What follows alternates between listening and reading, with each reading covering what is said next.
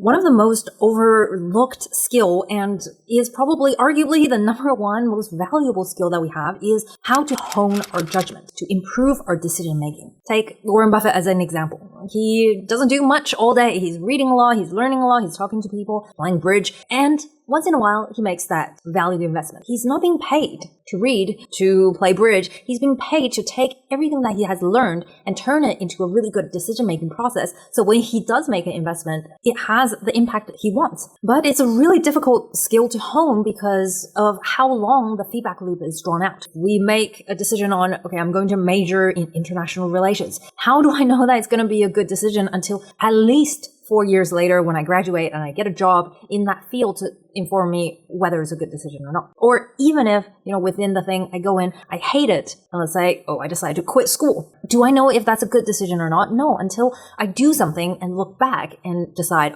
actually, I didn't see this, or, actually, it was a really good decision because of X, Y, Z. So there's two ways to improve that decision-making process. The first one we're not going to cover in this video is frameworks, right? Learning from others. Other people have spent their life, they've spent time learning about how to make decisions, how to make good ones, and they distill it into frameworks. So we want to learn those and test it with our lives to see whether it works or not. Of course, on this, we talk about this a lot on this channel, so you can just go check that out. And today's video is about decision-making journals, focusing on ourselves and evaluating our decision-making process. I keep a decision journal. It used to be the Farnham Street one, and it's great. I made a video on it as well. But over time, I realized it wasn't capturing the learnings I had along the way, the same way that my brain worked. So I've tweaked it. I've added some frameworks to help me work through the decision-making process, and has really helped me, so I'll share with you what it looks like. The decision journal is broken down into 3 parts. The first one is when you make a decision, you have to fill out the top part. Then during you living out that decision, you want to come back and do some reflections and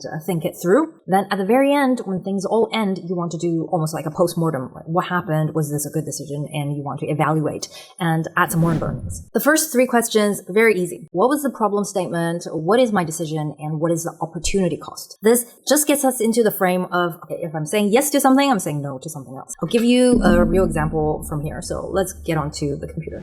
This is basically what I have in here. Just in a format so you can use this. I'll leave the link down below. You know where to find it, always on Gumroad. And we have decision date, which we write down so we know when it is. And then the problem statement. Let me go through a specific one I had, which was, should I take the job at Google or YouTube? And my decision in the end was yes. And I had to think through what is the opportunity cost. My hiring manager was telling me, you took so long, we thought you weren't going to accept. And yeah, it took me a long time because of this opportunity cost, right? Every time I say yes to something, I'm saying no to something else. And in that case, I was saying no to my own business. It was, time spent on my own business. Like the money foregone from my consulting projects. This part is really important. What am I saying no to because I made this decision? This next part is really the interesting and the heart of how decisions are made. I'm using 2 mental models here. I'm going through why I've made this decision and what are the things that I look for and what are the things that I'm not looking for. So let me show you on the computer. This, together with opportunity cost, really helped me gain new understanding about my decision-making process and who I am, and help me continue to make good decisions. That's, I think, a little bit different from what Farnham Street's one is doing. So let me show you what I mean. So why I decided on this, right? For joining Google, it was because I wanted to meet new, inspiring people and learn from them. So context, at that time I was doing my own business. I have freelancers, I had clients, they were great. But, after the project is done, there's not much, learning going on. I was limiting myself by putting myself in that position. So I wanted people, just like I was in consulting, bright minds, interesting, always learning something new. So that was what I was looking for. Also, I wanted to know whether I can manage more people. So, in a similar vein, because everything was so transactional all the things I knew up to that point, law and management consulting, it was very easy, right? Everyone knew their job, everyone did their job, and the clients are fine. Like, it wasn't difficult. But I hear horror stories all the time of corporate, the politics. And if I want to do something big, and most people live in that world, I ask myself whether, I want to do that, whether I can do that, whether I'm good at it or not. So I wanted to answer that question. And then, of course, I wanted to learn the inner workings of YouTube. This is me building my competitive advantage. I mean, all of them are, which is, yes, we're all uploading on YouTube, but not everyone can get into YouTube. So if I can, what can I learn that will help me create more on YouTube? So that's why I decided to take the job in the end. And what I wanted to do was figure out the second order consequences that are nice to have and that are important to avoid. So I'm using the framework first, second order thinking, so beyond just the obvious thinking process, but also I'm using via negativa, defining something by what it is not, right? I'm deciding because I want to do all of these things, but what are the things that I am actively not doing, right? What are the things that I want to avoid? The consequences that are nice to have: one, make more friends in Tokyo. Like, I think that's important, and it would be great to have. The other one is also the learning budget at Google. I'm already spending a lot of time taking lots of courses, doing lots of new things. So getting that subsidized, to me, that's a great thing to have. Then consequences that are important to avoid is spending most of my time on work at Google and not on my YouTube channel.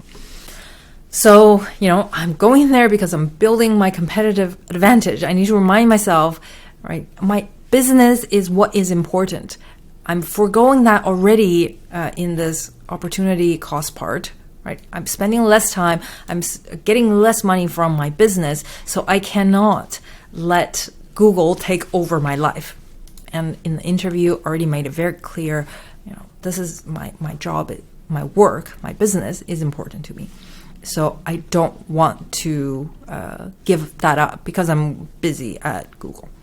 So this really helps me avoid regrets. Okay, I'm being crystal clear on why do I want to do this? What are the things that are great to have? And what are the things I'm going to try to avoid? Because you'll see later on that this is what's going to be the compass that guides me to make further decisions. This is it. When we make that decision, we write this through, we still believe in it, then we just make that decision and move on. The next part is about when you're living the experience with that decision, sometimes we have doubts, right? If we don't have doubts, it means it's going great. It's probably going to be a great decision. But when we're having doubts, we don't want to just doubt outside of the context of the decision journal, but rather we want to bring it back so we can see initially, what do we decide on? Do things change, or, we have a guiding compass in the decision journal to help us bring ourselves back. So the two questions here are, what am I having doubts about? And also, what are the surprises and learnings? These two give us feedback before we have a final result on the decision. And it's so crucial to shorten that feedback loop a little bit, so at least we can get some data as we are living through the decision, the consequences of our decision. All right. Now comes the revision, right? We put in the date, and the first question we answer is, what am I having doubts about? This is really important. This is the learning that's going to inform us how we're going to make decisions later. So first is, not sure I should stay because managing people at corporate seems like it's not my thing. It's more political than I expected, and I'm starting to see it's not my thing. So then I come back to what I wrote down here, why I decided to take this job, right? And remind myself, hey, actually you're here to figure out whether you can and whether you want to manage more people or not. So actually looking at this doubt, I realize it's not a doubt. This is great. I'm answering the question I want, which is, do I want to do this? And I think I'm leaning towards no, which is great, right? This is why I took the job. Reminds me of that. Now, the next question I want to answer is, what are the surprises and learnings? Okay. It's very interesting. The first thing I learned was that having less free time made me more productive. At the beginning, it was hard. I was trying to learn the job, so I didn't upload my videos. This was a great learning. I knew that once I went back to my own business, I'm not going to just idly sit there and not do much. Okay, having less free time made me more productive. So if I want to be productive, doing more is actually more beneficial. The next thing I learned is actually I care more about people's opinions than I thought. This was a self-awareness moment. I thought I was, cool as a cucumber, didn't really care.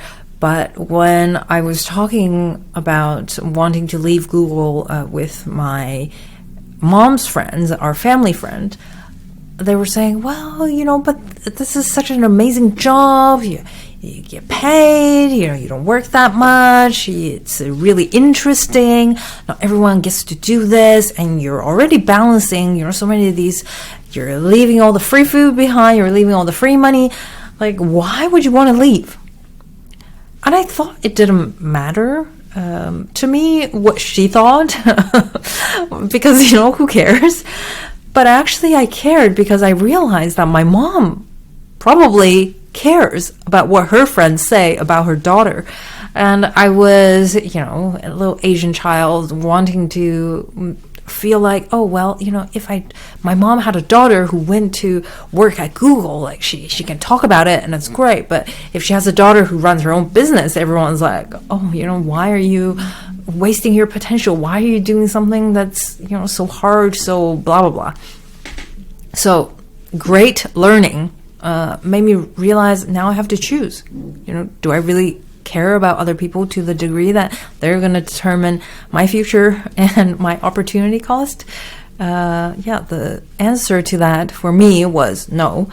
But it was really good to realize I still care. You can come back to these as frequently as you want. If it's a really long-term decision, you want to come back and write down your learnings and the things that you have doubt about and how you've dealt with them. But eventually, there will be some sort of outcome. Either, okay, this was great, I'm finished, I hit my goals, or maybe it was, okay, this was not great, I need to pivot. Either way, the decision has some sort of outcome in the end, which we will answer these last 3 questions. Was it a good decision? What are the things that I learned and were surprised about? And would I have changed anything if I had gone back? All right, all good things come to an end. And this is where I reveal to you that I've actually submitted my resignation. I've quit Google, and so I can fill this part out. Was this a good decision? Yes. Why? Because I've achieved what I set out to do. I met new people. I learned a lot from them. It was an environment that was not what I was used to, so I am so glad I saw all that. I know that I don't enjoy politics. I don't know, like most people don't. But I'm also probably not the best at it. I'm too, transactional. I'm really used to that professional services way of doing things. Just like, okay, we're here. Let's solve this problem and then let's go home.